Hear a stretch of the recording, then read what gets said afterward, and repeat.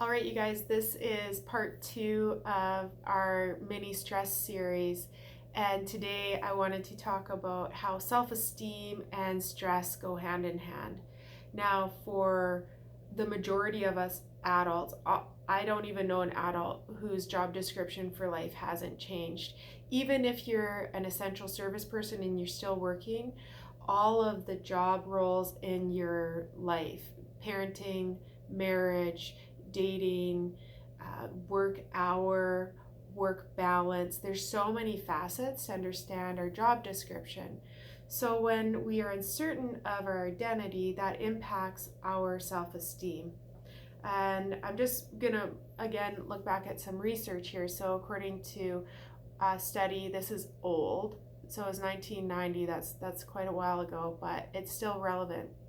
The study by Magnuson, the predictions of when somebody will be stressed out. So low self-esteem, low motivation to work. And again, right now with some of us being off and the confusion about, do I want to work?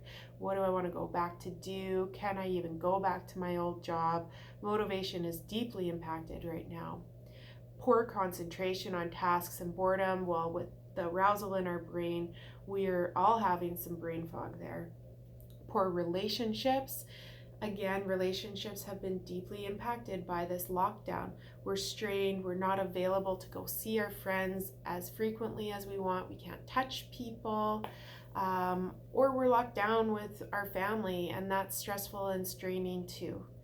Feeling of inadequacy or resentments, depression, excessive tardiness or absenteeism. So tardiness, I don't know how that might connect, but absenteeism, yeah, like we feel absent from the life that we are used to living. And even if you say, yeah, I kind of like the pandemic, it's working for me, or doesn't feel that different than my old life, there is still the experience of absenteeism. We're absent from the way we used to exist in our world just prior to all of this lockdown.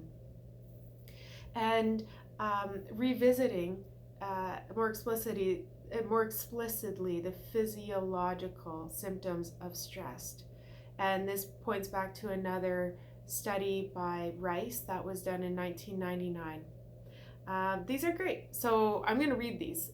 This is what stress looks like: anxiety, tension in our body or just tension, confusion, and irritability, feelings of frustration, anger, and resentment, emotional hypersensitivity and hyperreactivity, suppression of feelings, withdrawing and depression, reduced effectiveness in communication, feelings of isolation and alienation, boredom and job dissatisfaction or life dissatisfaction, mental fatigue, lower intellectual functioning and loss of concentration, loss of spontaneity and creativity, and again, it ties back to that lowered self-esteem.